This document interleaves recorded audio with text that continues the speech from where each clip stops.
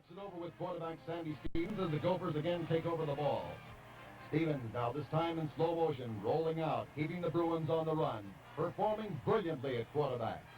Lets it go, connects on the pass to Bob Deacon for 9 yards all the way to the UCLA 14-yard line, and Minnesota is really in UCLA's clover.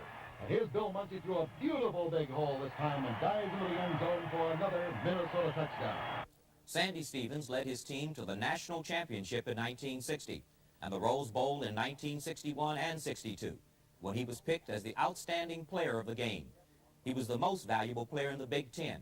He was everyone's All-American at quarterback. He was picked for the first All-American team of UPI, AP, Sports Illustrated, Sport, and Look, among others. But he was conspicuously absent from the coach's All-American, where he made the third team behind an obscure white quarterback. This event and subsequent behavior by white coaches over the years has led many to believe that the scandalous absence of blacks from the quarterback position is due to personal bias on their part. On Sandy Stevens' 1962 All-American team were many of today's household names in football. Merlin Olsen, formerly of the Los Angeles Rams and an All-Pro. Nick Bonacani, who made All-Pro for the Miami Dolphins. Ernie Davis, the first black Heisman Trophy winner from Syracuse. And Lance Allworth, now in the Football Hall of Fame, made the second team that year.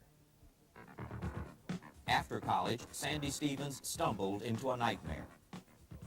His professional career started out just as rosy as his collegiate career had ended.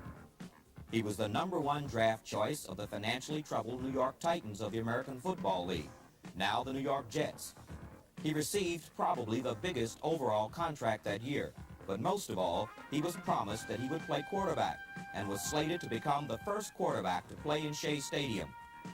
But because of the Titans' financial conditions and Stevens' reluctance because of it, it would be Joe Namath who would make Shea Stadium famous 3 years later in 1965. He was also drafted by the Cleveland Browns of the National Football League. They wanted him to play halfback, but Sandy wanted to play quarterback to the game's most famous fullback, Jim Brown. So because of the financial troubles of the Titans and the refusal of the Browns to let him play quarterback, he signed with the Montreal Alouettes in Canada.